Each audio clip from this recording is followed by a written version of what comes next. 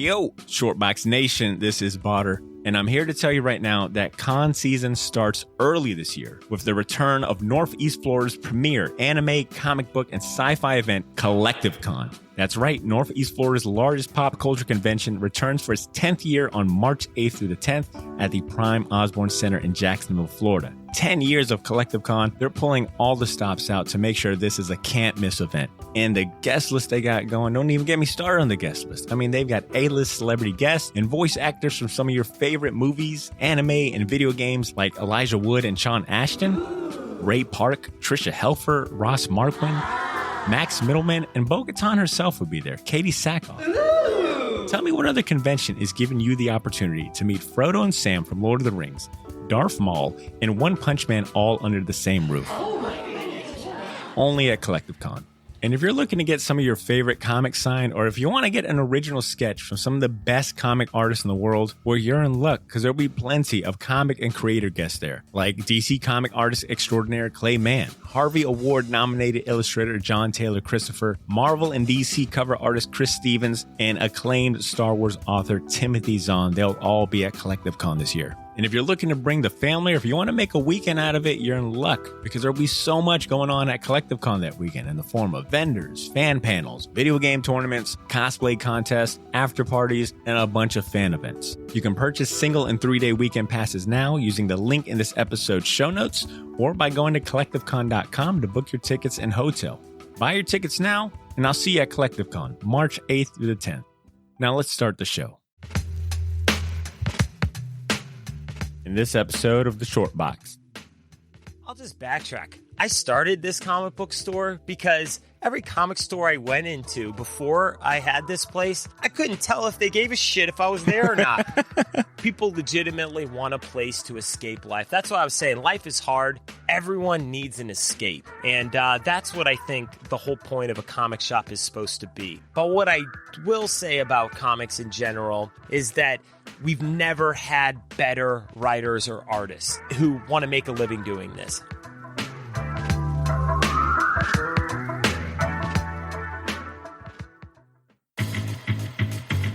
Ladies and gentlemen, I present to you the Short Box Podcast.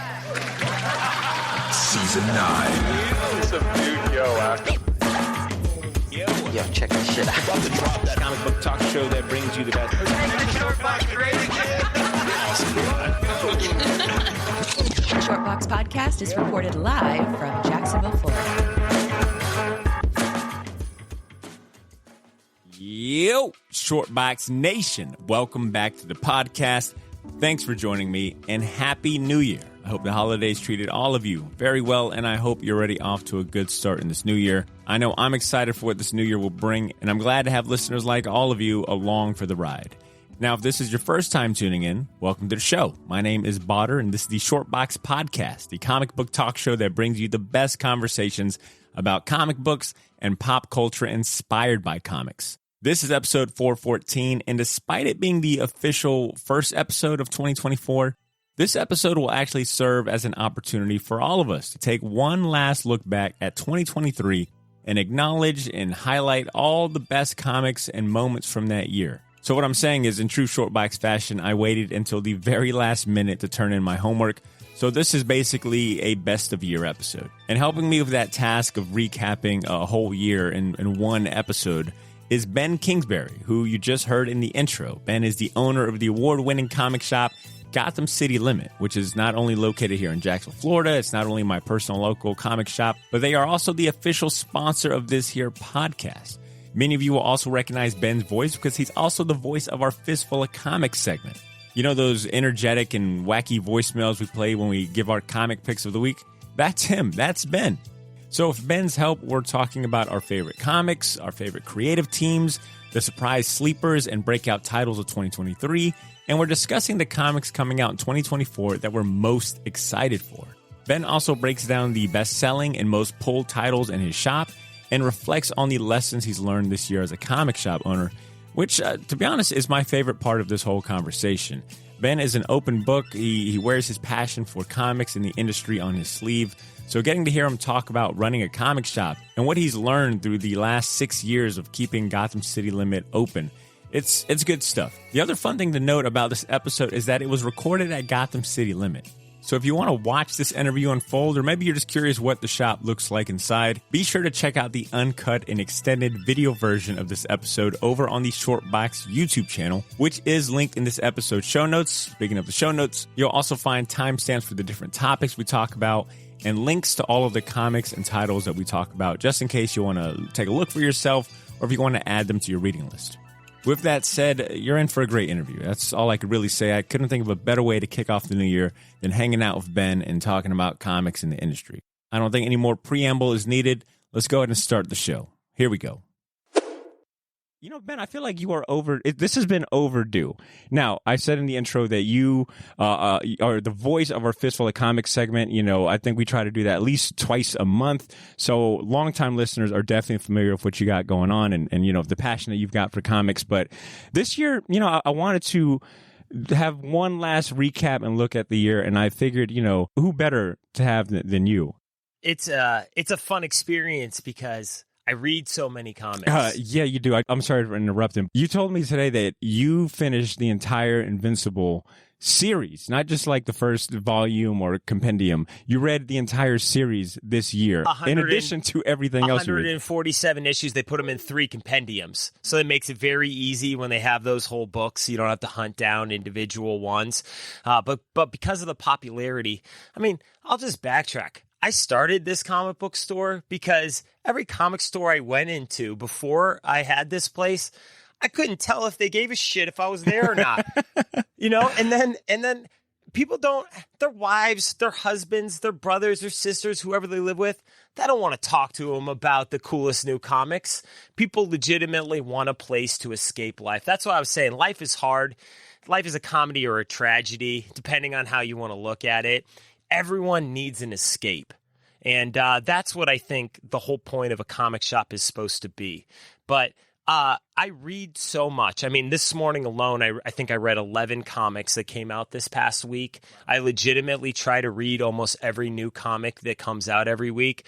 2 reasons. One, how do you sell something if you don't know what it is? You know, people find out real quick you're a fraud if you try to BS people into reading stories. So I always, when people say, hey, what's a good recommendation? I give them one. And then one of my go-to kind of jokes or lines is, I wouldn't lie to you. I want you to come back. You know? So that's really important to me. Do you have a ritual when it comes to reading? Like, is it at, you know, dinner time? Is it a late night kind of unwind thing? Yeah, or just... I have a percolator of espresso coffee brewing in the AM, and I sit down with my espresso and I read comics. So you're more of a morning type. Morning, at night, man. I'm tired. I'm done. You eat dinner. You watch a TV show. Yeah, it's pretty much the end of the night. It's hard for me. You know, you ever do that where you're like half falling asleep or trying to read, and you're like, I just need to put this down. I've become the opposite now. I have really gravitated towards reading comics at nighttime. You know, it's an opportunity for me to just like unwind. That's my way to unwind is I'll read my books until, like you said, I start dozing off and then I know it's time to go. And then I'll pick up in the morning wherever I left off. Well, owning a business, doesn't matter if it's a comic store, guitar store, you own an auto dealership, you got your own bakery. It really doesn't matter. There's a lot of anxiety and stress that goes along with it. So in the morning, the reason I enjoy it is because I know my day's about to get started. I know there's an email in there that I'm going to have to get to. And it kind of gives me an hour to wake up and just get my mind off of the everyday thing. So the morning time is for me, but in reality, it's whenever I can find time. I respect that. Now, Ben, folks that aren't here in Jax might not know that come January 6th, you're going to be celebrating 6 years of this incredible place called Gotham City Limit. How are you feeling right now? I mean, with the year coming to a close, knowing that you're going to celebrate a huge milestone in less than a week, like how are you feeling about? Well, I got to throw a party.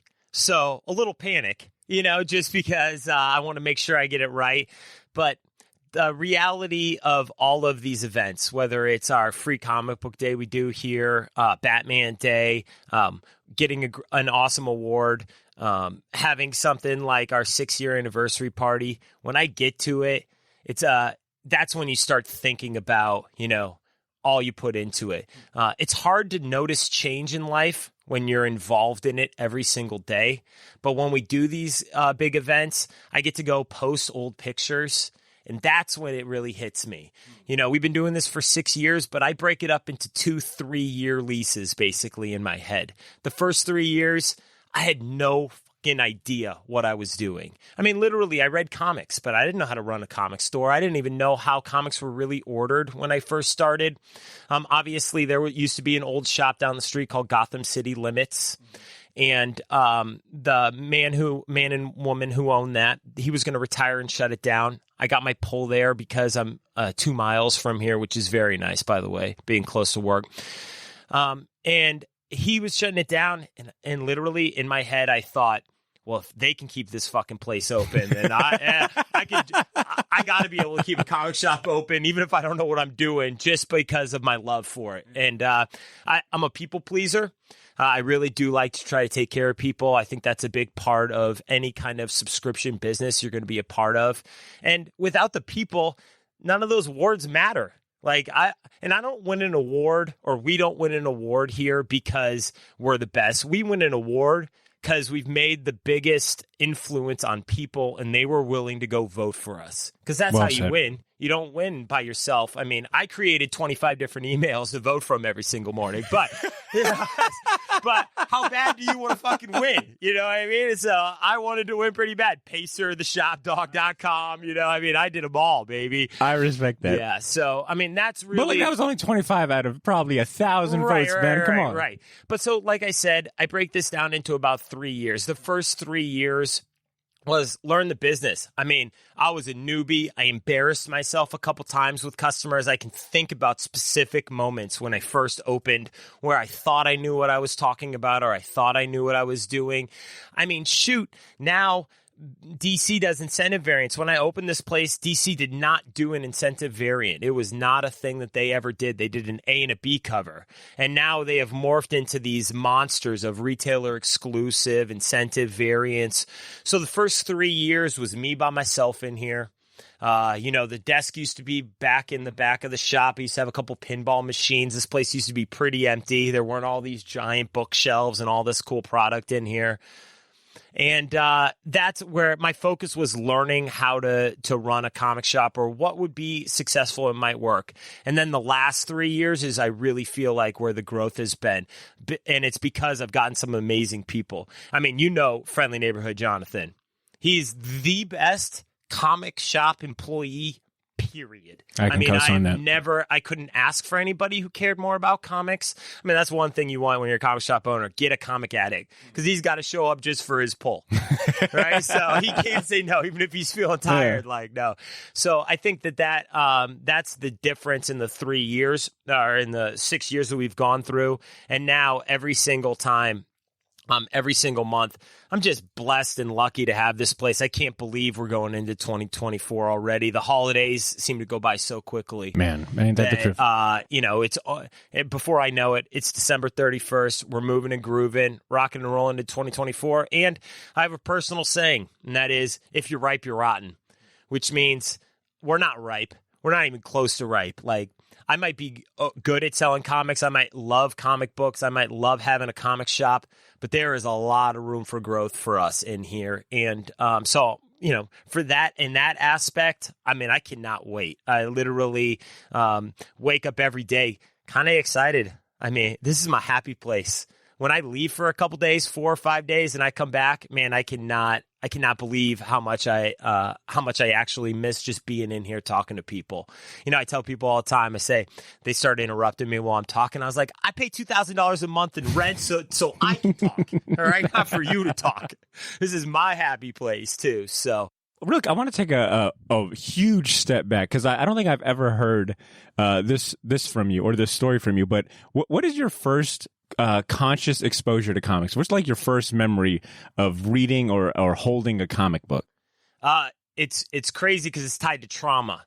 When I was 6 years old, I got an infection, a blood infection in my left hand somehow. We weren't sure how it happened. And overnight, my hands swole up to a point where I had to have emergency surgery. I had to have an emergency blood transfusion, 6 years old.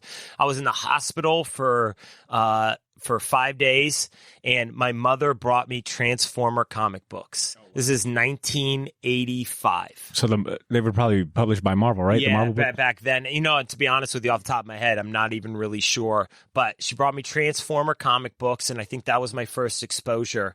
And then from there, I became obsessed with babysitting, caddying, anything I could do, mowing lawns, so that I could go to the comic shop. In the 80s and 90s, comic shops were very much card shops. Yeah, with specialty shops, in them, that kind of thing. Now, we would still carry cards, Magic, and all those kind of other things. But back then, it was basically baseball, football, that kind of stuff. But that's literally my first that I really remember. And then Amazing Spider-Man, Kraven Last Hunt, The Breaking of the Bat, and The Death of Superman are three major moments in comics that have an effect on me to this day. And then I went back and read old Spider-Man. And there's something about the ability to draw strength in real life from moments that you've read about. So when Spider-Man is trapped and he is giving up, and then he thinks about Mary Jane and Aunt May, and you got to do this, I can't give up. And those moments, literally, I do think about in my real life when I'm having a hard time. And I think, you can do this. You can get through this. You just got to make it happen. And you draw inspiration from some of these stories. And I think that's the whole point, right, of telling stories, is to let everybody know, hey, man, we're different generations, but we're all the same. Everybody who grows up thinks they're living a brand new world, right? They think that this is my experience and no one's ever had that. And it couldn't be further from the truth. Couldn't be. And I know I thought like that with my parents. Like, they don't know me. They've never lived my life. They don't know it's a new world. And then you get a little bit older and you're like, no, history repeats itself. And I think that's kind of the point of a lot of these stories, is to let you know, hey, man, you got people in your corner. But it literally goes back to that Transformers, which is so cool, because now Transformers, I can't believe how popular it is. I mean, I had 13 people on the poll. Now I sell 130 copies every time it comes out. Wow. Wait, 130 copies of each individual issue. Wow. All right, and we had 13, how many people would you say are on the poll of those 130? Close to about 65 now. Wow, so half of that is just walk-in customers. Yeah, I mean, Robert Kirkman, okay, the creator of The Walking Dead, is maybe the single greatest thing that ever happened to comic stores. And he misses the fact that people just used to go in on New Comic Book Day and see what was new, right? And comic stores used to just carry product and be like, all right, I think this is going to be popular. That artist is cool. This writer is popular. That's a cool topic. Let's be a good salesman and saleswoman, and let's sell some comics, right? And then the internet created it. Hey, man, I know it's coming out in 2 months. Before the comic is out, it's leaked on Twitter or X, And so he loves the fact that, or he wants to get back to having comic shops where people just have walk-in guests. It's not just polls. So for me, the biggest growth that we've had is having the product for walk-ins. Because man, you know this as well as anybody who's ever owned a poll. Everybody knows this, that it's really easy to get out of control. Oh, yeah. Right? Add this one, add that one, add this one. You come in, you haven't been in for 3 weeks, and all of a sudden it's $190. You're like, what did I do? You're like, wait. No, Ben, I'm here to pick up comics and not pay my mortgage. Right, exactly. And so, when COVID happened, Robert Kirkman put out a comic called Negan Lives, a one-shot to do with Walking Dead, and he just sent them to comic shops based on what we ordered of the last Walking Dead issue, just to make shops to make some money. When Void Rivals came out, that kicked off the entire Energon universe, he didn't tell a soul what it was about. He didn't solicit it as the beginning of the Energon universe. He didn't solicit it as G.I. Joe and this huge giant thing that new product they have. He just put it out, and then boom, like wildfire, it took off. So I think that has a lot to do with He's making moments in comic books, Right. I want to say, like, that was the Heroes Con weekend, and that whole weekend, I remember that Friday or Saturday, I was on the hunt for, like, the Void Rivals 1, right? Off the bat. The very, very beginning. I just remember there was, like, a certain energy to the convention, and just people chattering, talking about, like, did you pick up Void Rivals 1? Oh my God, they're bringing back Transformers. And I mean, we're getting just a little ahead, but we're about to get there. I think the Energon universe is probably my favorite thing in comics this year. I have a few favorites, obviously, but those are comics that when they come out, I read immediately. Same. you know? And another one, going back to Robert Kirkman, this has been going on for a couple years, but I never got to read The Walking Dead from the beginning. And they've been reprinting it every color, 2 right? weeks in color. Which is nice. And holy shit, it's like literally one of the best stories ever written. I cannot. It comes out. I already got next week's Walking Dead that comes out. Jonathan pulls it out of the box for me, like, here you go. Here's your Walking Dead because I know you want to read this. I never got to read it from the beginning, and it is just spectacular. Just his writing, the characters, the overall, and then in color, I think it gives it a whole lot of life. I started picking it up in black and white like near the end when I first started this place, and to be able to go back to the beginning in comic form in the way it was intended, you know, because that break, people don't like breaks anymore. We get Netflix streaming and Disney Plus, and Hamill watch all 7 seasons in 3 weeks. Yeah, binge watching.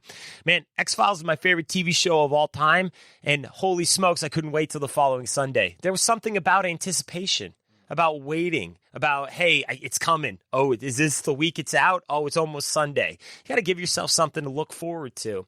So in that aspect, I really love comics for that. But the way he has just transformed Transformers and G.I. Joe to make it a mainstream thing is literally the most spectacular thing maybe I've ever witnessed in a comic shop.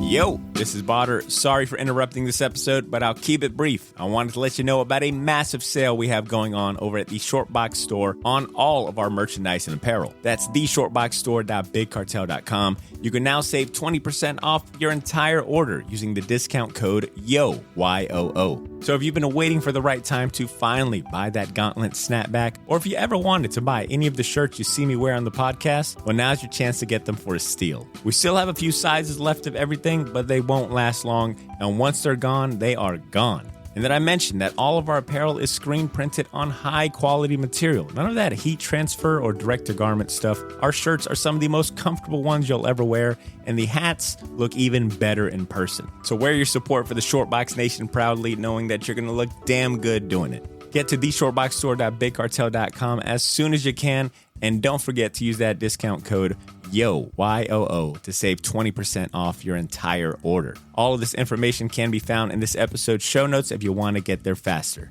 Thanks for not pressing fast forward. Now back to the show.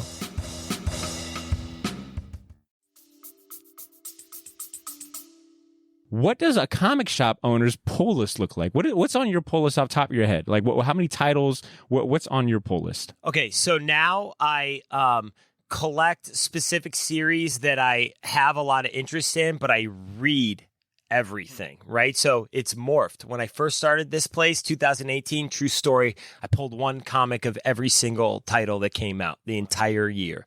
And then the next year I was like, why the fuck did I pull all these Dark Horse like what is this title? Why did I even pull this thing? You know, why make it happen? And then, so comic collecting is very funny because there's money in it. But if you're motivated by money, you're going to find a lot of disappointment because it's highly volatile. It goes up and down. You got to love this stuff. You got to be a part of it. But what I do find right now is that I read DC stories almost before I read anything else. Not for collectability, not for anything else. They have the best writers. Chip Zdarsky, Tom Taylor, Joshua Williamson. The list goes on and on. And those are Hickman. When Jonathan Hickman writes a comic book, pulling all of it, like the fall of the House of X and all the Rise of the Powers of 10 that's coming out. And then when he originally did that, Decorum, all that stuff. It just depends on the specific ones. Obviously, I collect Spider-Man. I collect Batman for myself. Big major characters that I love. And now, honestly, I'll collect comic books just for the cover. And then I'll read just about everything I can get my hands on.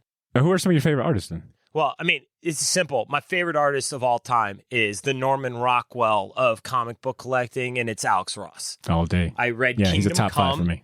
And Mark Waid and Alex Ross wrote Kingdom Come, and it just, every panel was painted so beautifully, and it was like the most like elegant, and then everybody wanted to see Superman and Shazam against each other. So Alex Ross is my favorite, character or artist, period, in comics. Anything he does, he does all those timeless variants this year with all the villains. He did that connecting cover set of the 91 X-Men homage. That was by far probably the most requested, pulled comic. Didn't even matter what the comic was. In fact, you couldn't even find anybody to tell you what 4 comics it is because it doesn't fucking matter. Yeah. It wasn't about that. It was about the art, on there. But now, I mean, listen, Jorge Jiménez. Have you ever, really quick, on the topic of Jorge Jiménez, because I got to see him in person at New York Comic Con. He's a fucking model. He's a model that happens to draw really well. Holy shit. I follow him on social media. I'm like, he's the prettiest human on the planet. He's the best looking dude in comics. He's doing sit-ups while he's drawing stuff. No, so, okay, doing covers is amazing talent. For sure. But being able to draw interiors to the level that he does is what separates him from a lot of the other artists, in my opinion. But, the J. Scott Campbells and the Ivan Tao, so popular now, and some of the newer aged people. One of my favorite, obviously, is Tyler Kirkham. I still have an affinity for men and women that draw with pencil. Like, I know they can draw on pads, and I know they use that because it's a little bit easier to supplement their work, add some colors in the back. It's obviously still real art. Those people are incredibly talented. Sweeney Boo, a new modern one that I think exclusively basically draws on iPads or, uses some technology along with it.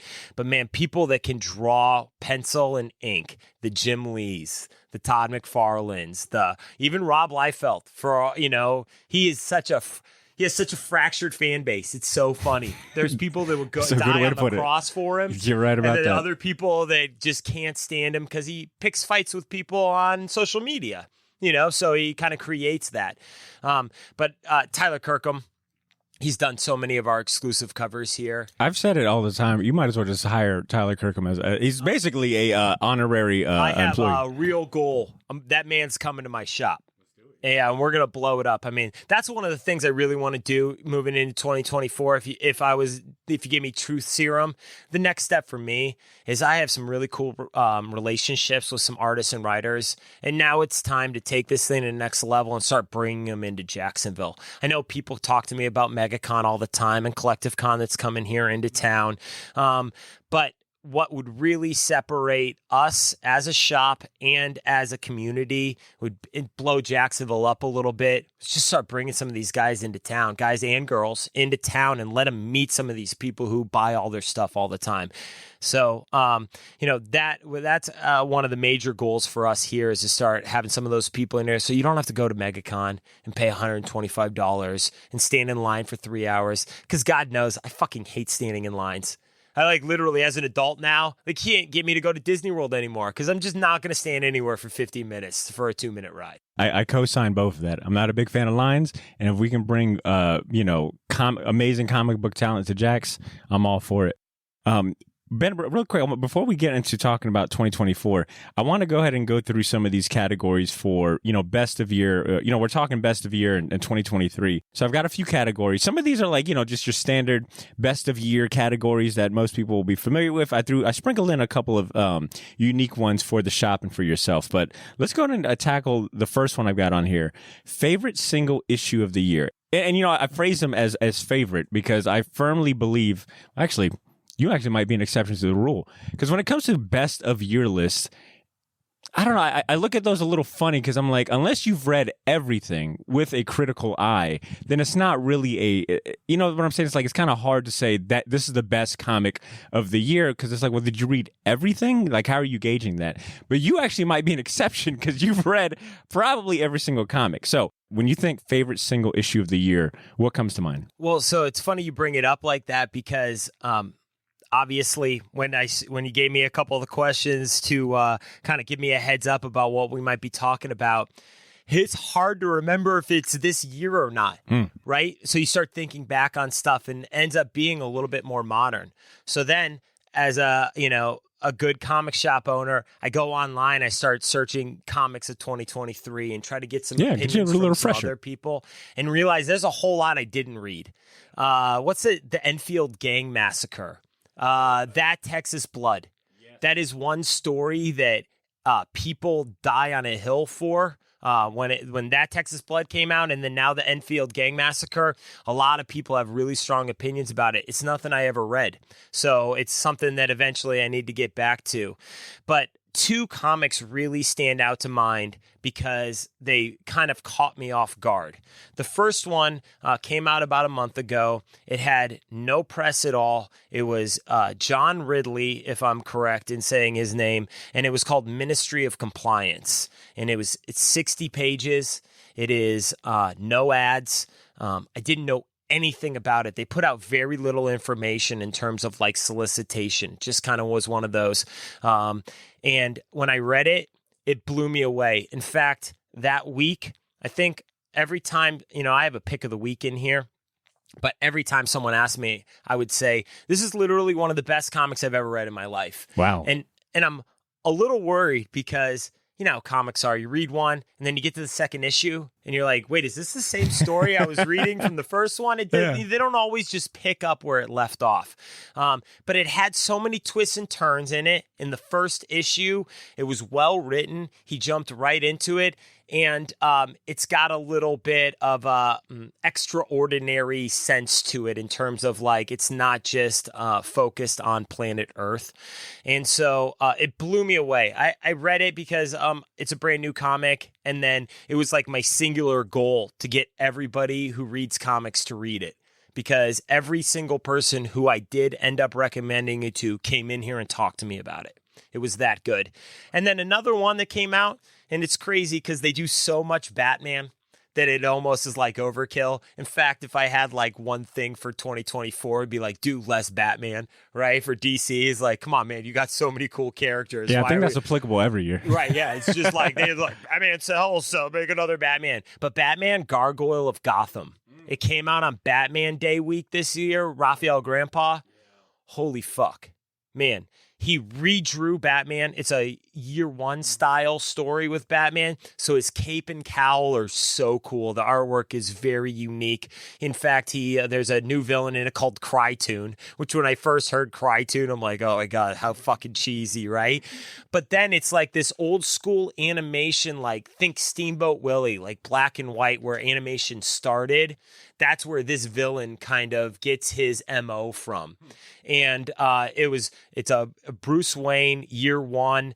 He wants to kill off Bruce Wayne. He wants to fake Bruce Wayne's death because he just wants to be Batman 24/7. And he gets his ass kicked by this guy the whole first issue, like 3 separate times. And the second issue came out just last month. But that first one, Batman Gargoyle of Gotham, blew me away as like literally one of the best single issues of comics. Again, I think what ends up happening is if you have expectations, it's hard to meet them. But if you go into something where it's like, hey, man, I'm just reading it to read it, and then you read it and you're like, holy shit, that was amazing. Yeah, those are good. So those would be my 2 favorite. But again, it's so hard to remember what I read last February. Right? Like, wait, did this one come out this year? Was that at the end of December? Did this happen? Obviously Deceased, the DC storyline is my favorite single DC storyline since Kingdom Come. Tom Taylor, and they finished that up with War of the Undead Gods this year. So I always gravitate back to that storyline as well, because if you take all these awesome characters that have been here, have these huge legacies, it's so great when they can write a story where it's unpredictable and characters can die. Because that's kind of unfortunate part when you read Batman or Spider-Man, they can't kill them off. So you take that drama off the beginning. But if you write an Elseworld story and Batman dies in the first issue, you're like, give it to me. I got to see where this goes. For this category, my favorite single issue of the year it's kind of a tie. It's between Conan the Barbarian, the new series that launched with I think Titan Comics. I want to say it's Jim Zub, and new artist for me, Roberto De La Torre. Art. I'll just be honest with you. The art alone is what makes it my favorite single issue. This guy is like the living reincarnated John Buscema. And I mean, it reads like an old school Conan. I mean, it's got that vibe to it. Art is beautiful. It's in color. I think it's a personal favorite for me because I remember going through my dad's comic books when I was first starting to read, and he had nothing but Conan, like all the old black and white magazines. And he was so adamant about having me read those and like study the line art. And like, you know, for him, I remember him vividly saying like, you know, in these magazines, you can't hide behind the color, boy, you know, it's straight black and white. So, you know, reading this new series, it was like a nice, like, kind of like trip down memory lane, but also like, you know, this is a modern kind of Conan retelling, but also still pays homage to the classics. And I don't know, just something about this artist. I'll be honest with you, I didn't know a lot about Conan, and Conan is one thing that I have. It's been brought to my attention because when it comes out, man, it brings people that you haven't that never come into a comic store before because it's got that kind of, you know. Do you ever see that Fire and Ice? Oh, the movie from 1983. I want to say I watched it for when we did our Frank Frazetta Spotlight episode. Cesar was like, you have to watch this. And when I watched it, I was like, yo, did they just copy Conan? Yeah, well, the heavy metal kind of Conan. And I'll be dead honest with you, I'm a truth teller. I'd never seen it before. And someone came in here, and you know, like the Barstool Sports Pizza scores, right? What's his name? Somebody came in and they were like, I just lowered your comic book store because you've never seen that thing. I thought you were cool, but you've never seen Fire and Ice. So I went home that night and watched it on Amazon Prime, and I was like, holy shit, how did I never see animation this? it still holds up to Still this day. And Benny, you know, you said something in the beginning where you were like, you know, how can I sell books I haven't read? It's interesting because that is part of like the comic shop culture. It's kind of like that pulling the nerd card. You know, I think in the extreme, you know, people take it sometimes to the way too far where it's like, oh, you don't know this, then you don't know shit. You're not a part of the group. Oh, yeah. But when it's done right, it's encouraging where you're like, oh man, thanks for putting me onto this really cool thing. I, you know, was either, you know, overlooked, you know, I skipped or whatever. So I do appreciate that you are willing to take recommendations and sometimes even like kind of a challenge, like just now, you know, like, oh yeah, I'll show you. Well, I want to, you know, I'm not going to jump ahead to one of the questions you asked or that we might get into here. But I find stories from in the past that I've never heard of. You ever heard of Port of Earth? Was that Like was written by 2014, 2015? Written by Zach Kaplan? Yes. Jacksonville's own? Yes. That dude's doing it big too. And holy smokes, it was so good that I went on a hunt to just get everything. You ever heard of Uber? I mean, I've got it on my phone. Okay, yeah, exactly. No, but there's a comic that came out called back in the 2010, 2011 mark called Uber, where basically instead of World War II ending like we know it did, the Germans created a super soldier serum. And they started creating these soldiers that so it continued the war. They actually continued the war. They invaded America. The Americans and the English were trying to steal the secrets from the Germans. I never heard it before in my life. And then I go on these massive hunts to find all of these stories to read. That's my favorite part. Obviously, I want to lead people when they come in. They want to say, hey, what's new? You know, what's going on? Let's check it out. So then I read it, I know it, but I learn so much from people. Again, people like Jonathan. Like I say, you know, it's not just that he's a friendly guy and he loves this stuff. He's legitimate. He knows all of his comics. He knows the storylines. I'm like, hey, Jonathan, when did this happen? He's like, oh, that was Green Lantern number 14. I'm like, dude, you're He's walking the best. Google, dude. He's the best. Amazing. I guess I should also warn or not really warn, but give our listeners a heads up that you might want to have your notepad app ready, maybe a pen and paper, because I feel like there's going to be a lot of recommendations flying at you. I'll try my best to have the time stamps in the show notes or a list somewhere. But Ben, to your point, let's move on to the next category. Favorite limited series. Okay, yeah. So I was thinking about this really hard. And my favorite limited series that came out, because I didn't want to just be Marvel, DC, right? Even Image has gotten so popular that it's almost a third arm of the major comic book companies. Boom Studios, Sarah Gailey, Liana Kangas. I'm sorry, I butcher names all the time. I just go for it. You know, that's what I tell people. Know your station. It's a 5-part series. You ever heard the theory that Flintstones and Jetsons happen at the same time? Yes, one of my favorite fan theories. Yes, it's one of my favorite things too. When I heard that, it blew my mind, and now that's all I think about. Know Your Station is set where it is on these huge space stations. Earth's been ravaged. The billionaires got to leave Earth and live as a part of this new community in outer space. And there's just these everyday folk who are their hand and feet. You know, they do everything for them. It's a murder mystery mixed with some AI. And it had no idea about it, didn't know. Boom Studios, small distribution company, read the first issue. And then when that came out every month, it was one of the first things I read. So if you really want to go check out a cool new story series this year, Know Your Station was unbelievable. I'm adding that to the list right now. Then I have one more that I really love. And there's a reason I love it. Because, man, James Gunn made Peacemaker fucking cool. I don't even know how he did it, to be honest with you. It's kind of unbelievable that he did. And then they wrote a miniseries, Peacemaker, this year, and it's the smartest thing that anybody's ever done. He made the entire DCEU connected. So they wrote that Peacemaker show. It got my girlfriend wanting to watch a TV show every week. She does not watch or go to this stuff. In fact, she would appreciate not hearing about it. You know what I mean?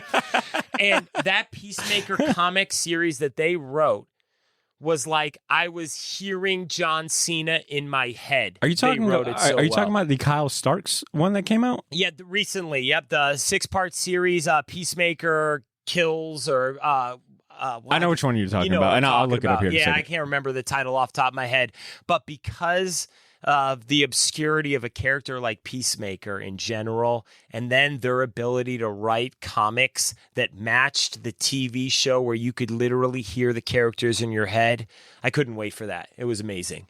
I think I found it. It's called Peacemaker Tries Hard, and it is written by Kyle Starks, art by Steve Pugh. I'll echo what you just said, because Peacemaker, the TV show, I think my expectations were...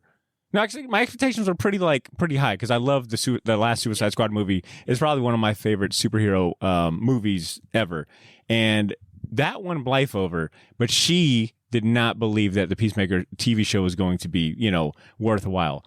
Boy, when I say after, I think by episode 2, that was, hey, baby, everything, shut down everything Peacemaker's on. I mean, look, man, I don't admit when I cry very often, but when that fucking eagle hugs him, every time I lose my shit. It is really awesome. I can't handle it. It's like, or what's her name? It's like, I can't believe it. An eagle's hugging you. Like, it blew me away. And that's just one little tiny part of the entire story. And John Cena, right? I mean, a lot of people. Unlikely. No, I mean, most of the people who come in for whatever reason, I bet he's an awesome guy in real life, but a lot of people, I don't really like him, or I don't really like his stuff. And boy, did he just nail the character more than you possibly ever could have. You just got me thinking. I think it was maybe the first episode or second when the eagle first hugs him, and he goes, hey, take a picture. He's trying to, nobody's there. He thinks his dad's there. No, it's amazing. It's so good, man. It's fantastic. Every character, judo master, he's great. all the way down to the helmets. Unbelievable. All right, I'm going to go and chime in here and say, I don't know if this is a limited series. It looks like it might end with issue 9. I don't see any further solicitations, but Local Man. It's put out by Image Comics. It's written by Tim Seeley and Tony Fleeks. Hopefully I'm saying that right, but I think sort of like how you described Peacemaker Tries Hard, it is a very intelligent book. It's a very well-written book. It is about a superhero, and it's like a love letter to like 90s extreme Image. It is about this dude named Jack Xavier, I think Jack Xavier, but he goes by Cross Jack, and his ability is that, much like Bullseye, he never misses his target. But they do really interesting things with that power set, but he gets recruited to be a part of like this extreme Image 90s era team, and he does something where he gets kicked off the team, and he's got to go back home to like this small town, and his parents are looking at him as a failure, and he's not allowed to like do any more crime fighting. So, and obviously things are going down in this small town, and I'll leave it at that. But Friendly Neighborhood Jonathan, I was picking his brain earlier. That was one of his recommendations. He loves it. I read the first, and this one kind of took a minute to like really latch on. But for some reason, I couldn't stop reading it. You know, like I read the first issue, second issue, and I was like, all right, this is not bad. This is pretty good. And I think it wrapped up. It had its first run. It was like first 4 or 5 issues. And I was like, oh, that's pretty good. I don't know if I'll go back because I noticed they came out with like a gold #1. I recently read the gold #1 and I consumed the rest of them. And I'm actually a little saddened right now. I'm trying to hold back tears on the camera because I don't know if this is going to be if it stops at issue 9, I think I'll be really upset. I hope it keeps going. But it's fantastic. And just like you said about Image, the covers they've been doing double-sided. Yes, because you get 2 stories in one. It's the current story, and then the other side is the extreme Image era. It always looks like an Image comic from 1991. Yes, yeah. You know, that's still not worth anything. Yeah. So to your point, it's also it's really meta, and the premise is executed really well. So Local Man is mine. Ben, this one is specifically for you because last time I was in the shop and we were kind of brainstorming the categories, you brought this one up because you already had an answer before we had a category. I knew it. It was the easiest question of the day. Tell me what's been your favorite comic book cover from 2023. Okay.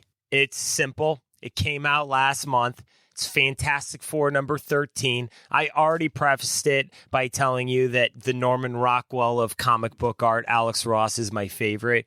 But holy shit, in terms of comics, I don't know what is more comic book than Dr. Doom writing a Dr. Doom T fucking Rex painted by Alex Ross. It's like when I saw it, in fact, solicitation, I ordered this stuff about a month and a half before it comes out. I bought 40 more copies of Fantastic Four. I only get about 40 copies of Fantastic Four in general, 40 to 50. When Alex Ross is doing the covers, people buy them just for that.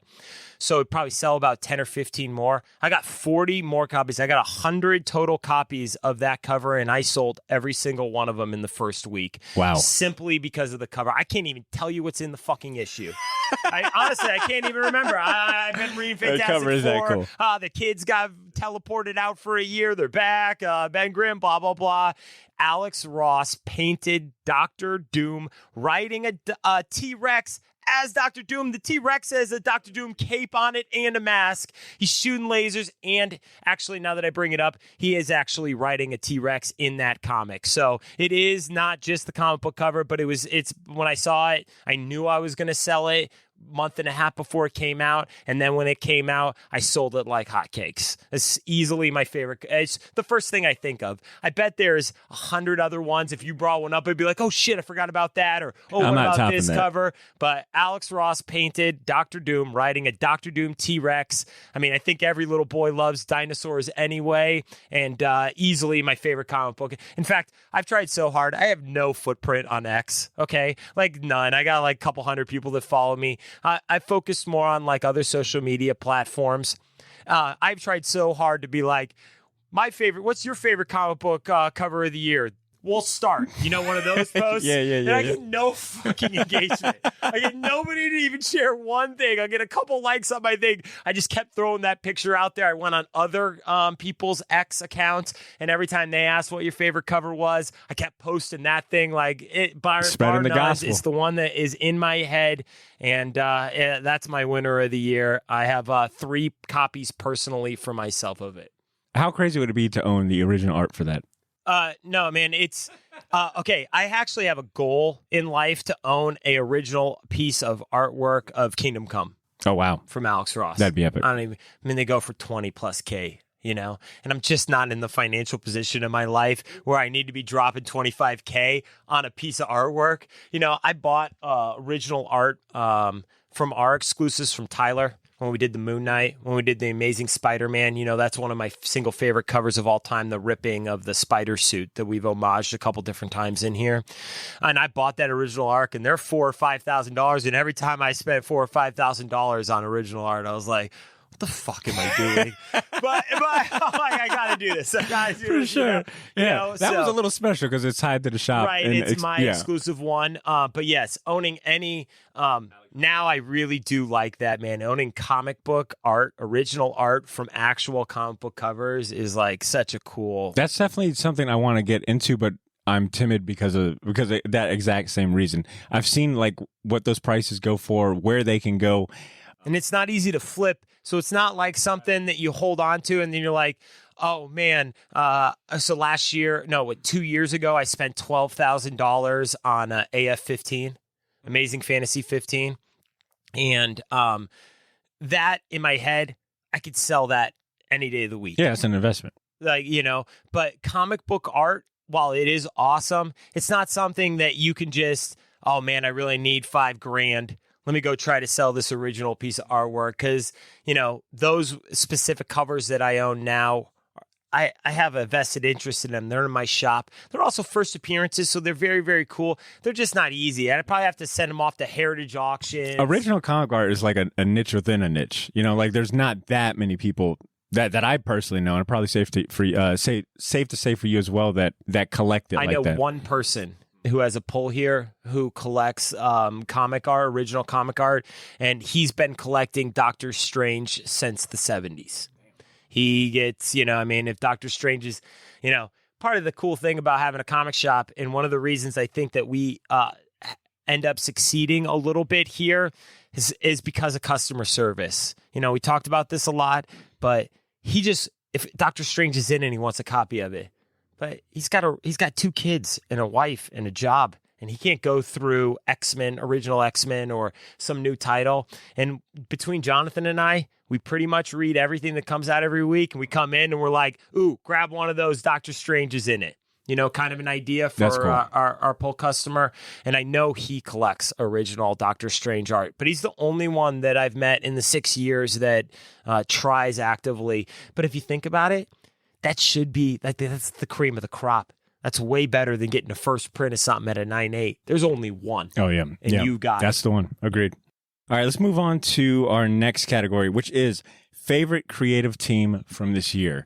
If you don't mind, I'm going to lead this one. Yes, because please. You killed it on the covers, the cover category. So I feel like I got to contribute something. And you're probably, this is a hard one because you like a lot of writers, a lot of artists, but like together, who's the best team? So I'm interested to see what you have to say. This is an easy answer because I think I've said it before, but the thing is they continue to just show why. And I feel like some of our listeners already know what I'm going to say, but Ed Brubaker and Sean Phillips, once again, this year, I was thinking about it today that they don't have a monthly title.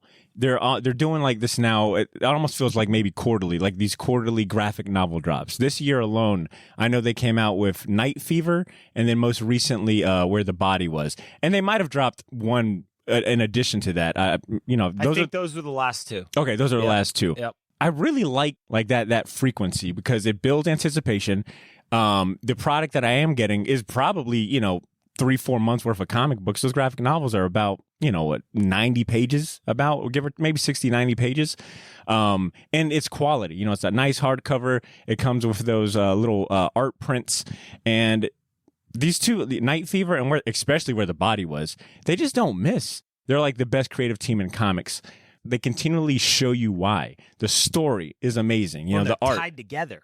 Yeah. You know what I mean? Like if you one. think of one, Yeah. you think of the other. And that's why I was saying it's very hard because I can think of like, ooh, I love Tom Taylor in this. And ooh, I love Chip Zdarsky in that. Or ooh, Joshua Williamson, man, I love his writing. But then the artist is kind of different. They don't have that team connected to them. And to your point, those books they put out in hardcover. That's what I'm saying. They're limited edition. They're beautiful books. He puts out book plates for every single one. So you get a signed book plate from both the artist and the writer. That's one of the 2 that I thought of, to be honest with you, it feels elevated is the word, I think, anytime I see like a new, and I feel like it's appropriate to call it like a Brubaker joint, the Quentin Tarantino joints. So this year, I give them that category. I think they were my favorite creative team just for those reasons alone. But consistency, I think they get a lot of points for me on that. So, Ben, what about you? What was your favorite creative team? That's unfortunately, I'm not going to steal any of your stuff. I really do. It's hard for me to think of combo teams because, like I said, they're usually separated. But one combo team, and I've already brought them up. I brought both of them up already on this. The modern Batman run. Since Chip Zdarsky and Jorge Jiménez, the interior artwork is it's like seeing a cover every time. There's just not many interior comics. And then Chip Zdarsky is writing Batman stories that I've been waiting for like 4 years. Is Jorge Jiménez still doing the interior? Yeah. Wow. Yeah, and it's amazing. It's so good. It's some of the best stuff ever. Like it seemed, like I said, every panel seems like it could be a comic book cover. And that's, I mean, you remember the 80s and 90s, right? You got this sweet comic, you opened it up and you're like, that's not the art that's on the front of this thing. I don't even think that applies to just 80s and 90s. I feel like it is really prevalent now sometimes. It's true, especially with how many different cover artists we Exactly. have. But that was the only other team that literally came to mind besides the Know Your Station team. And the reason I say the Know Your Station team, Sarah Gailey and Liana Kangas, is because the artwork that Liana did for the story, it like is this, it's not watercolor, but the way the art is, it matches exactly the way the story needs to be told. And so for that, I mean, I know that I had some interactions with them on social media. Awesome people. That was the only other like creative team besides Ed Brubaker and Sean Phillips that I could think of every single time, like together. I like what you just said. The art looks like what the story should be. And I think that's a good sign of a creative team where it's like, can you imagine any other artist doing this? Like, I think Saga is always like an easy example that I use. Can you imagine anyone else other than Fiona Staples doing Saga? Right. It's like, no, like her style matches the story exactly. And I think that's why Sean Phillips and Ed Brubaker are that for me. It's like, if you were to tell me Ed Brubaker's teaming up with anyone else, I'd be like, excuse me? I mean, I know he's done it in the past, but where he's at now, it's like, no, Sean Phillips and, they're one. But Zdarsky and Jorge Jiménez is a really good pick because I didn't think I think it goes to consistency. I think that's like a big factor when I think about, favorite or best creative teams for the year is like, have they been putting in the work this entire year? And it sounds like they have. I mean, if you read a lot of comics, a lot of times, especially when you're trying to get through some stories, you're reading that fast read, right? You're powering through it. Those comics that we were just talking about here, I break down the panels because those tell a story. And that's the important part about comics is that the artwork is supposed to. So you shouldn't skip over it. And, like I was saying, the artist, she's amazing on Know Your Station. She's not the most technically amazing artist you've ever seen. It has a bleed style to it, but the story has a bleed style to it. I don't even really know how to explain it other than like what we were talking about before. It really it fits so perfect that it made it seem like you couldn't have done it in another way. Well said. All right, Ben, we're going to shift gears here and talk about this one is more so for you. I don't know if I could really chime in on this one, but what has been the bestseller or most pulled comic book in Gotham City Limit? Well, so if we're just going to talk, this is a kind of a two-part question or a two-pronged question, because if we were just going to say what's the most pulled comic, then it's easy, Amazing Spider-Man. There are more people on Amazing Spider-Man the pull than any other comic. What's the number for you? 114. Wow. Yep. And so, and that includes B covers, C covers, but it is by far, especially from a comic that kind of sucks in general recently. I mean, I'm just being honest. It's almost like the quality is always in question. They put it out every 2 weeks. And so they're like, just put one out. And it really hasn't. There's been a couple stories throughout the year that have been great. They brought the Clone back, the Dark Web. There's been some good Spider-Man stories. But Amazing Spider-Man and Batman are the two most popular titles, like in terms of pulled numbers, But that's not what I think of when you ask me that question. When you say what's the most popular thing this year, I try to think what was popular that nobody wanted, and then all of a sudden I had people breaking the doors down, right, to try to get. And one of them was Spider-Man, just plain Spider-Man number 7, the first appearance of Spider-Boy. Ramos did a variant cover it was a secret spoiler variant. And I had people calling me from Orlando who said they were driving. If I would hold them a copy, they would drive up here and buy it from me. Wow. It created this chaos around this character, Spider-Boy, and I think it had something to do with the popularity of Miles Morales and Gwen Stacy and how expensive their first appearances are now for a modern comic. I mean, you're talking about characters that are around 2010 and 2014, and now people are paying thousands of dollars for their first appearance. So you got people looking at Spider-Boy like, I'm not going to miss the boat like, this time. This is going to be the new Miles Morales. I'm not missing out. And it caught on like wildfire. And they did 3 print runs of Spider-Man number 7. But in terms of like what was the best selling or what people really wanted there, that's one of them. Another one was 8 Billion Genies. Charles Soule, Image title. And the reason I bring it up is that nobody signed up. Not one person signed up for the poll. And by the time it was over, we had 40-something people on the poll for it, which for an independent comic is a very big number. And I couldn't get, I think they did 8 print runs of the first issue, 8 fucking print runs. And I couldn't keep any of them in the shop. Wow. Dang. And now that you bring it up, I think I remembered trying to get a copy of 8 Billion Genies because the hype was so real. Yeah, it's funny. I came in here and asked, and I forgot who was working. I think it might have been Ian. I think Ian just like scoffed. And I was like, oh, I actually got to laugh at it, Ian. Yeah, it was hard insane. To do. Yeah, exactly. No, it's one of those. Another one that more real modern, very recent, Beneath the Trees Where Nobody Sees. Again, not one person signed up for that poll. And talk about such a deceiving comic. I mean, granted, the cover kind of tells you what it's going to be about, but if you're flipping through those early pages, you know, and you're not really paying attention, it's like, oh wow, it's watercolor. It looks nice. You're almost looking. You're like, oh, am I reading a Ashley Lanny Hoy, illustrated book? Like, so beautiful. Don't know, some bears, some anamorphic stuff. You know, you got the couple guys who get all the animal comics. You're like, that's for them. You know, but it has a Dexter. This is what it is.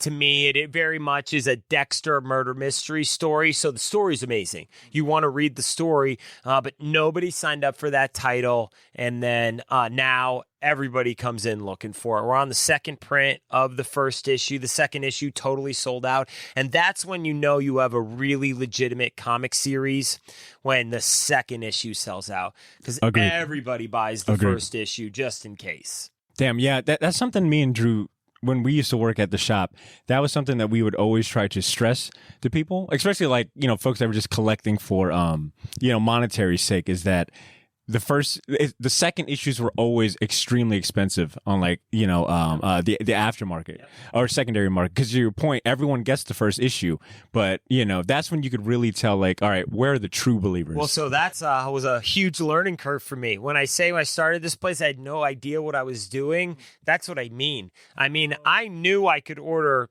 this cover. Oh, number 1, X-Men Red, number 1, blah, blah, blah. I was naive in thinking that if the first issue was popular, that I better load up on the remaining issues because everybody's going to want them. And I learned real quick. In fact, I had a customer who used to come and he had a pull here and he doesn't anymore. And this is one of the mistakes I made. He would give me lists and he just wanted the first issue of everything. And I didn't understand. I just didn't understand that that's what he wanted. I thought he was giving me his list for what he wanted, and then he wanted to get it. So he would come in, and I'd have the second issue or the third issue of the series that he had the first one, and he was a nice guy, and he didn't want to really tell me no. He didn't want to be like, hey, I didn't want this stuff. I thought, honestly, I thought that's what he wanted because he got the first issues of all these things. I couldn't imagine just buying issue 1, but he was a strict speculator until eventually he just never showed up again. That's true story. So he just ghosted me. He fucking ghosted me because he's like, I'm gonna step into the shop and Ben's gonna give me $60 worth of books. Yeah, he's like, I didn't want all this shit, and I don't want to have a confrontation with him about how I don't want this stuff. So that's a true story. I still remember it. I know his name. I won't say it on this thing, but yeah, I got fucking ghosted by a comic book collector, like an ex-girlfriend. I'm so glad that you came prepared for that question because me looking at it, I'm like, Botter, come on, bestseller, most pulled comic. How's it not going to be Batman or Spider-Man? Right. Very good way to make that category fun. I mean, because it's boring. Everybody already knows Spider-Man and Batman. And are I don't the know most why I popular didn't immediately kind of rephrase it, but that was a really good choices. Thank you for that. Moving on to the next category, which is I think we've kind of talked about this in different pieces and ways, but let's just tackle it directly. What's been your favorite accomplishment or moment in the shop from the year? I asked that with this in mind. What I really respect about what you do with Gotham City Limit is thinking outside of the box, whether it be the events you throw or whether it be the retailer exclusive variants that you do or any of the other things you do with like the community in mind. You do a lot of great things. And I think, it's more than a shop when I come in here. It's like, part of the community. It's part of, the city. And you're always thinking outside of the box. And I think that also has an effect on me because I'm thinking like, okay, how can I, think outside the box because Ben's doing it. So curious to hear from you personally, out of all the things you've done this year, in the name of the shop, what's been your favorite accomplishment or thing? Yeah, so another pretty loaded question, right? Because it's funny how you think back on moments and before and during has no effect. But when I can just take a deep breath and go home and actually think about everything that's happened, that's when it hits me. So, just recently, right? The most recent thing is I got Joshua Williamson to do a 30-second promotional video for the shop. And it doesn't seem like a big deal, but just to hear him talk about Gotham City Limit, I just want to go tell my 12-year-old self, holy fucking shit. They're going to talk about your comic store, about a brand new comic. It's hard for me to believe, right? Obviously, the greatest thing that the shop has won is Best of Florida. It's hard to be best at anything. It's hard to be best of Jacksonville. It's hard to be the best comic shop in your area. It is a testament to the people. I still remember when being very nervous about maybe winning the award. It just shows the impact that we've had with some of the people who come in here because they were willing to go on there and vote. That stuff matters to me. But to this day, the greatest thing that ever happened to me, 2018, was it Florida Times Union had their awards program, and they had Best New Business. And I got nominated. I got people in the shop to get us nominated, and they had it at the Florida Times Union Theater. The big award ceremony. They had stage. You set up. I had my Spider-Man suit coat, right? I was sitting in there. I didn't have a girlfriend. I was single. I ran the shop by myself. I went to this award ceremony by myself. And much like I do, I talked to fucking everybody in that place, right? Because I'm in a Spider-Man suit coat. Everybody's come up, talk to me, whatever. I was soaking it in because I was nominated for Best New Business and Best Unique Business that year. And I swear walking in there, I thought, we can win Best Unique Business, Best New Business. There were a bunch of cool businesses in Jacksonville, and I was like, there's zero chance that we're going to win that award. I really was focused on winning Best Unique Business. And they called out Gotham City Limit for Best New Business, and I fucking screamed in this dead quiet theater. Full on, cool. Fuck yeah! I couldn't fucking believe it. And I walked up to that stage. I got up there. I got my award. There's a picture of me. It's the biggest goddamn smile you'll ever see on my face. And that was by far the best thing that's happened to me in this shop, just simply because it was the motivation I needed to just keep going. You did this. Best New Business. They can never take it away from you, especially because I love the old shop for what it was, but they sucked in general, okay? If we're going to be dead honest, they weren't very friendly. It was a dark, dingy environment. So what we came out of, obviously, I started a brand new business, started Gotham City Limit here. I hate when people call me Gotham City Limits. I have this, thing in my soul. In fact, I stopped doing business with some people if after I correct them, they still keep calling me Gotham City Limits, on an email or anything. That S is a big difference. I give them one chance. I'm like, we're Gotham City Limit, and if you can't get that right, you're not getting any more of my fucking money, right? But, so all the awards, all the things. I mean, free comic book days are amazing here. I get done and I'm like, holy fuck, that was so awesome. We had so many awesome people out here. We had a great day. But unexpectedly winning Best New Business in 2018 was the best thing that's happened to me in this shop. Yeah, I was very proud of that. Very proud. As you should be, man. It's well deserved, and god damn it, we're giving you one of these. Absolutely a round of applause. Yeah, it's a tough question because there's so many things. You know, you were here for Batman Day. And for some of our local comic shop days, you've come here on Free Comic Book Day and interviewed people. We have, when we do sidewalk sales, you've been here to talk to people about things that we got going on in here, and you see the chaos and the fun of it. All those things kind of add up into one big giant thing.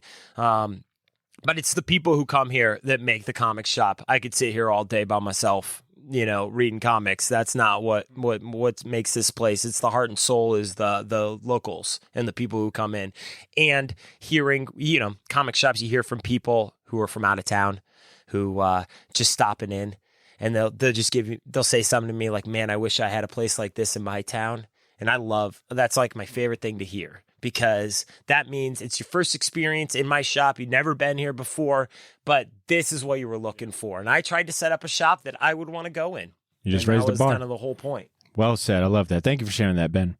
So I'm going to go ahead and go on a ledge here and say, based on everything you've shared, that you do not buy into the whole, you know, comics is dying and, you know, that whole rhetoric that we've seen. I mean, judging from my conversation with Heidi McDonald a few episodes ago, and she talked about, you know, she's always heard it throughout her years in journalism, but something about it this year just feels a lot more prevalent, maybe even a little more toxic than normal. What are your thoughts on the state of comics and comic industry from like a retail side? Like, do you feel like there's any legs to? I feel like I've said legs to that topic so many times. I catch myself. So bear with me. But yeah, do you feel like that there's any legs to that, or is it completely dismissive of all the great things that you've got to experience? No. Well, I'll say this. I believe that the reason that some people have a negative connotation on stuff is that sometimes some stories can feel like we're going to tell you what you're going to like, right? And so sometimes you can read a story. Sometimes you can feel like Spider-Man, like we talked about. That sometimes I feel like they write Spider-Man not with the people who want to read Spider-Man in mind. And so I can see the eventual kind of like, not demise, but like, hey, you know what? I'm just going to drop this because it hasn't been very good. And even though Spider-Man's super popular, and we definitely have lost people off the Spider-Man title because it just hasn't been very good stories. But what I will say about comics in general is that we've never had better writers or artists who want to make a living doing this. I mean, what I think about now is like Jim Lee used to walk around in the 90s. You could have walked down the sidewalk and no one would have given two shits. You know, now people will pay hundreds of dollars to meet him. They'll pay hundreds of dollars for his comics. They'll pay thousands and thousands of dollars for his original artwork. So there is there's very much a celebrity feel to the comic book world that I don't think existed before. I think mega cons, those kind of things. And then independent stories, I think, really have brought more people into the shop, because the Marvel and DC stuff sells itself, right? And they know that. They put Batman on the cover. They put Spider-Man on the cover. They put Thanos on the cover. These things sell naturally because they're legacy characters that people have been a part of. But it really is the independent stories and the comic book writers themselves that have taken it to the next level. Now, it's not cheap. That's probably the hardest part in the comic industry now, is that, you know, comics used to be, 2018, DC said $2.99, hold the line at $2.99. Yeah. That was kind of their thing, and Marvel had gone to $3.99. Now $7.99 is normal on a DC book, and Marvel books almost exclusively now $4.99. How much was that? How much was that Hickman #1 for whatever? I think it was Gods or whatever it was. Oh, yeah, $9.99. I remember coming in, and when you told me that, I think I was like, Ben, no, this book right here. And you're like, no, that is the price. It's $10 now. So I think that's the hardest part of the industry is the price and trying to keep people, financially in a good place. But I get so many people who come in. This is my first time. New generations of people who have never been in a comic shop. We've talked about this, I know, on many a podcast. I know I've done FOC Picks of the Week where I said, what's the hardest part? People come in and they don't know where to start. They're like, they see all this stuff and they see, Batman 135. They're like, well, dude, I can't go back to Batman #1. And I'm like, you don't have to. You could start right here. All you got to do is pick up this storyline from right here. But we have the best artists, the best writers, and people who are passionate about the business. And so I only see, and, I think numbers are inflated, right? Because now when Moon Knight comes out, there's 5 covers. So it's not just Moon Knight cover A you're selling. You sell 70 of those, but I got 15 of this cover, 10 of that one, 10 of this one, 10 of that one, and all of a sudden you bought 125 instead of 70. So I think the number-wise, I think there's been an uptick, and I think variant covers have a lot to do with it. Because now, man, there's not many covers. Transformers, G.I. Joe, Void Rivals, Beneath the Trees, they all have variants. Yeah. Every comic has a variant cover to it now. So I try to think back to when newsstand comics were out, and they told you not to collect those because they weren't the direct edition. Yeah. And now everybody pays more money for newsstand comics because they were less collected. Mm-hmm. I try to tell people that I think 2nd, 3rd, 4th, and 5th print runs and beyond are kind of some of the fun ones to collect because the print runs are so tiny that they're the ones 20, 30 years from now in terms of like going up in value that I think will really happen. But in general, the stories have never been better. The art has never been better. Unfortunately, since COVID, when we disrupted every industry in the world, there's not the same amount of paper. There's not like literally these comic book companies are printing comic books on different paper every week. So the quality, unfortunately, I think has gone down a little tiny bit because they don't have a choice. Every week they got to print millions of comics, and that's why you've seen some of those magazine-sized comics recently, the ones that are a little bit larger, which is absolutely the bane of my existence. I won't even get into it here, but like nobody is in a magazine store, right?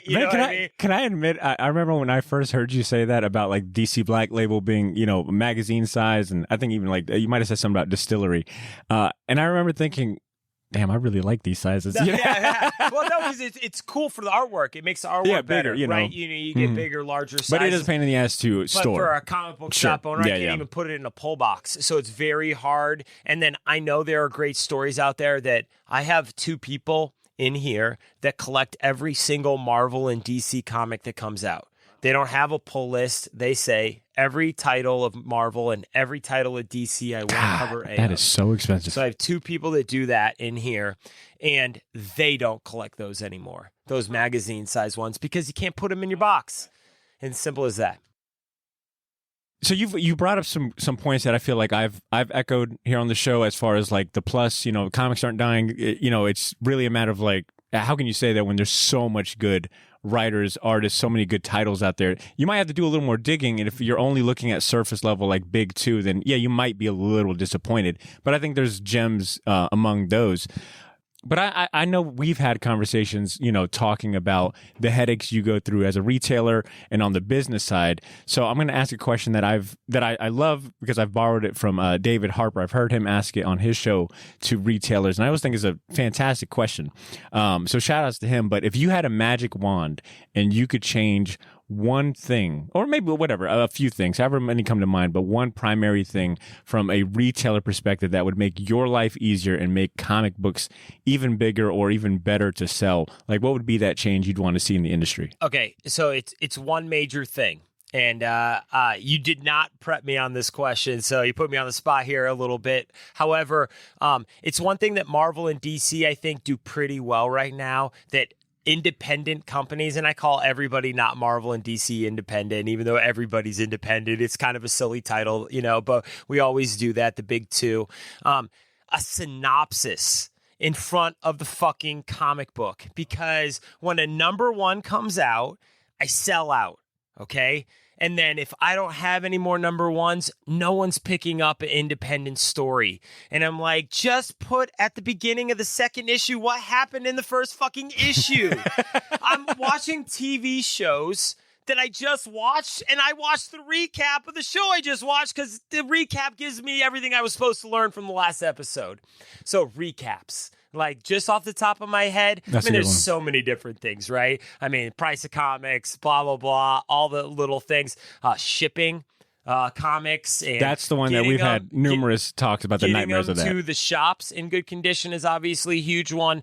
But, man, if some of these comic book companies that do, especially if you're not Marvel and DC, if you just do a recap, then people could pick up 2 through 6, and then they could go look for the first issue on their own, or I could try to find it for them.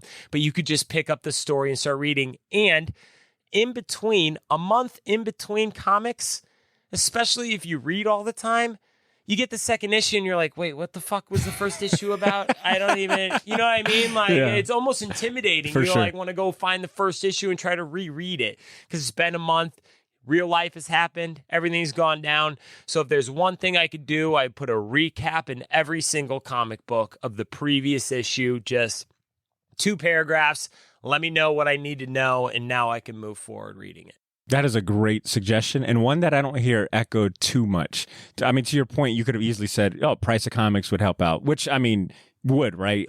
Price of comics, shipping in better condition. But a recap, I do miss those. When I flip through like old, 90s books, especially, I feel like Marvel was really good at it because they would have like the gatefold, it'd show you every single character, a paragraph. You might as, basically gave you the whole like background. But you don't really see that too often, I think, at all now. Yeah, I mean, and Marvel and DC do occasionally do it in their comics, and so that does help. Like, hey, this just happened, let you know what's going on, and so I know they've picked up. But even Skybound and Image, where I love Void Rivals, and I love Transformers, and I love G.I. Joe, the new Duke series, I don't know why you don't have previously. Yeah. This just happened. This character, this happened, boom, and we're gone.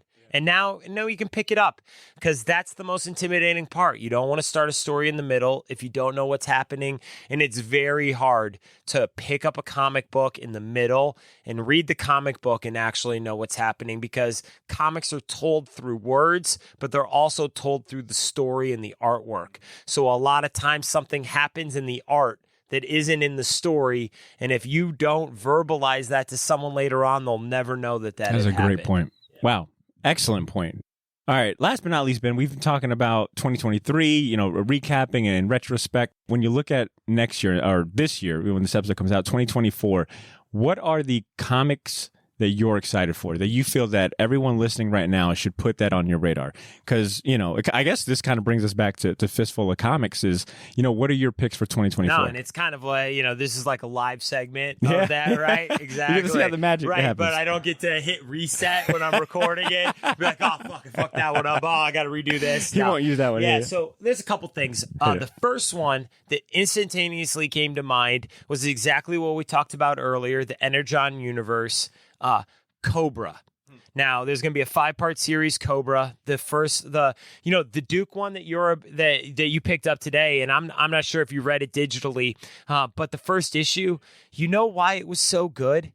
Because it wasn't cheesy G.I. Joe. I felt like I was reading Jason Bourne.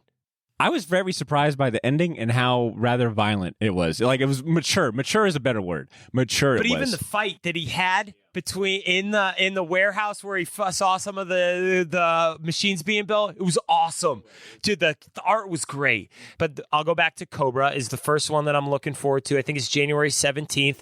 Obviously, when Joshua Williamson did our little live promo video for the shop, he asked me if we wanted to do G.I. Joe or Cobra, and I yelled out Cobra at him, like I do. But because villains are sometimes, Darth Vader's my favorite character of all time. There's just something about like the nature of a villain that is enticing and fun for me. But the reason I look forward to Cobra is because at the end of some of the Transformer comics they've had, and at the end of Duke, they have like the first 2 pages of Cobra, and it's not just an evil villain. This guy finds Energon on Earth and is using the Energon to form Cobra. So it's an ingenious way to write these stories. You're not just writing, oh, it's the good guys and the bad guys. It's not America versus Russia or whatever, every movie we've ever seen in the 80s and 90s.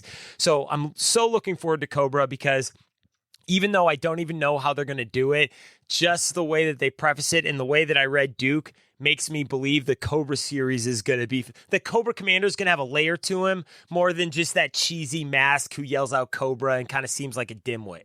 You know what I mean? Almost like the Starscream of the Transformers, right? Like, is Destro really the bad guy in Cobra? And I'm like, nah, I think Cobra Commander is going to be this evil genius, and it's really going to give him a layer to it. So I cannot wait for that. I am super excited. And Joshua Williamson fucking crushes. The guy just knows when he has a passion and he's writing about something he's passionate about. It's easy to tell, and it's fantastic. So that's my absolute number one thing that I think you can sign up for this January is Cobra, number 1, the 5-part series. And then eventually when these 2 5-part series are over, we'll get G.I. Joe ongoing.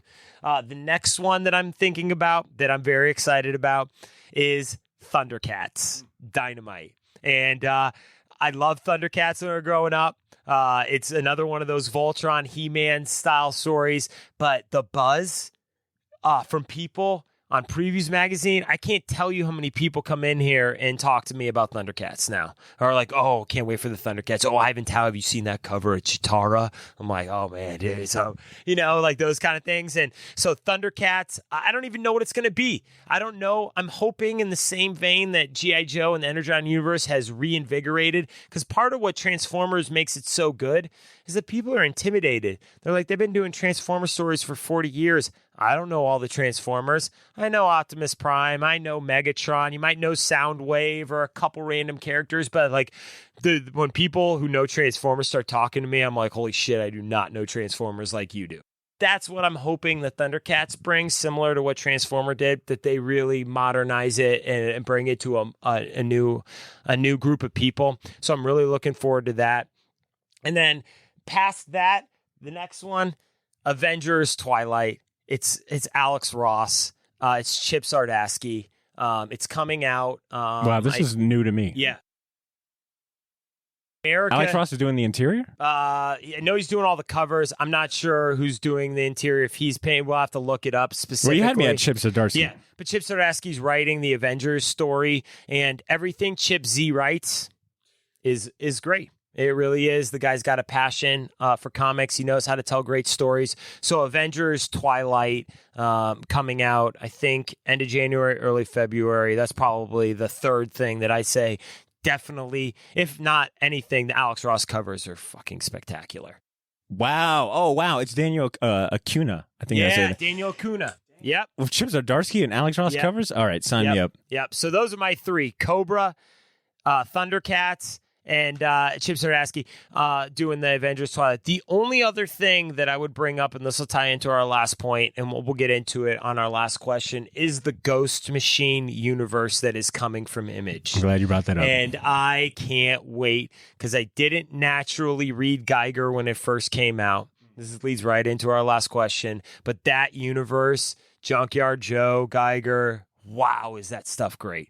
Yeah, and I think, we briefly talked about it before we hit record, but it is so good to see Jeff Johns back into, what he does best with comics, writing, pulling in some of the best talent. He seems passionate about this. I love the only word that comes to mind is like structure or mission of Ghost Machine. Like the fact that all of the creators co-own everything, that they're bringing on the best talent to build out this world. It's a shared universe at that. It's exciting. It's definitely exciting to see. And Geiger's been really impressive. So just in terms of like a universe that I'm excited about, Ghost Machine would be the universe that I'm all in on. Good stuff. Now, those are some solid picks, Ben. And I guess that brings us to, all right, what is our last question? Oh. Wasn't from this year. Why not? Let's go ahead and do it. I was going to wrap us up, but why not? So I'll make it quick. Why not? Let's go and do it. Ben, what was your favorite comic that wasn't from this year that you discovered for the first time? Yep. So 2. Geiger.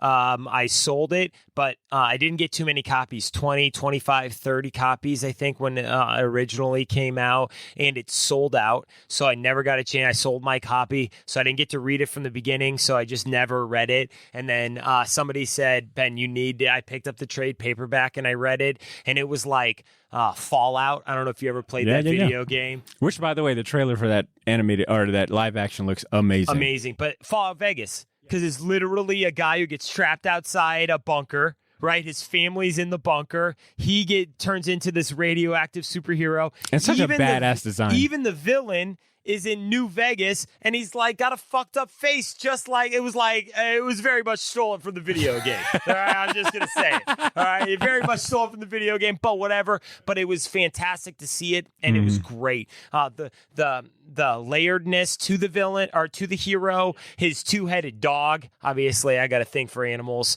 so that part of it. So that Geiger, and then it led into Junkyard Joe, and so now the Ghost Machine, like we were talking about previously. That was absolutely fantastic. And then I found this year, we were talking about, I don't know how to pronounce his name, Garth Ennis, say whatever you want, to each their own. But someone this year introduced me to the single greatest animal story ever told, Red Rover Charlie. And it is Garth Ennis. It is one trade paperback. You'll read it in 30 minutes tops. It's a very quick read. You go through some roller coaster emotions. I'm not even going to get into it. It's 3 animals that are, they consider all the humans feeders. They wake up the next day and the apocalypse has happened. All the humans are gone.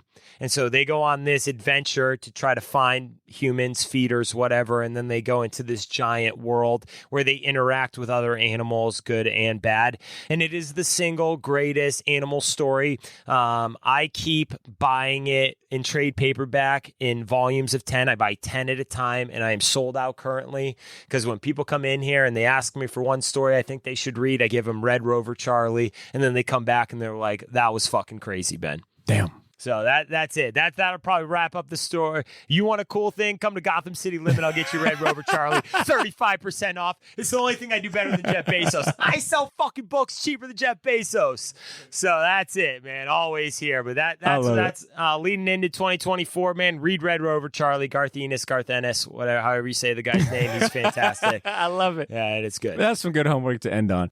Obviously, I'm going to have links to the social, to the website, and in the show notes like I always do. But do you have anything in closing to say to the listeners? I imagine a lot of folks that shop here are probably listening to this as well. Do you have any parting words as we begin a fresh new year? Yeah. If you want to be a part of the Limit, it's very easy to do. You can follow us on Facebook, Instagram, X, TikTok, any social media platform there is, and you can become a part of this place. We obviously ship, we do this, but you don't have to be local to Jacksonville to be a part of this community. You can literally be a part of it just from the outside through social media. And then what we do here is customer service. So there is not a bad question. If you go to GothamCityLimit.com right now, there's a contact us page now on there where you put in your information, your phone number, your email, and you can literally shoot us any message you want from anywhere at any time. It comes straight to the shop email. Everybody who works here has access to it. We pull all that stuff and we make it happen. But I encourage you that if you live in a place where you don't have a comic shop or your comic shop doesn't have a passion for the stuff that we got going on here, that you can take it to the limit this year simply by just being a part of what we've got going on online. I love it. And I've been dying to say this. I'm glad you finally said it, but Shortbox Nation, I can safely say all of you have taken it to the limit today. Absolutely. And, I'm going to finish this just like I finish everything.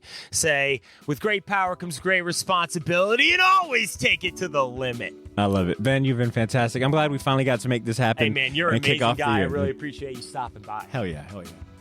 There you have it, Shortbox Nation. That's the end of the show. Thank you for hanging out. Thanks for being here. and a special shout out if you've made it this far. If you enjoyed this episode and you have some thoughts or comments that you want to share with us, write us at theshortboxjacks@gmail.com. And if you really like this episode, help us spread the word. Share this episode with a friend or someone you know that loves comics as much as we do. And don't forget to leave us a 5-star rating and review on Apple Podcasts or Spotify or wherever you get your podcasts. It takes 2 minutes tops and it would mean the world to us. So leave us a review. Now, if you want more content like bonus episodes or perks like early access and commercial-free episodes, and in some cases, free comic books, consider joining our Patreon community at patreon.com/theshortbox. It's an easy and very affordable way to support the show and get rewarded for being a fan. Once again, sign up at patreon.com/theshortbox. Speaking of our Patreon community, I want to give a big shout out to our current members, including Adam Chitani, Tony A. Uppy, RC Gamut, Blake Simone, Blythe Brumleaf, Bo Evers, Brian Brumleaf, Chad Landenberger, Chris Hacker, Chris Jinks, David Morales, Triple D Mystic, Dominique Jackson, Errol White, Edbot 5000, Generation Jaguar, Greg Hopkins, Greg Lichtig, Henry Hernandez, Herschel, Hydrus 96, aka Mac, Jay Sinner, Jeff Fremid, Jerome Cabanatan, Joshua Miller, Justin McCoy, Kara Reichardt, Cassie Whitley, Corey Tordeson, Matt Godwin, Amanda Marin, Nick Wagner, Podcasters Assemble, Stephen Gammett, T-Mix, The Wait For It Podcast, Thomas Pandich, Thurian, Trey Namo, Walter Gant, Warren Evans, and Zach Armour. Thanks again to everyone that listens and supports the show. Be sure to come back next week for a new episode. And most importantly, take care of yourselves, read a good comic, and continue to make mine and yours Short Box. I'll catch you soon. Peace.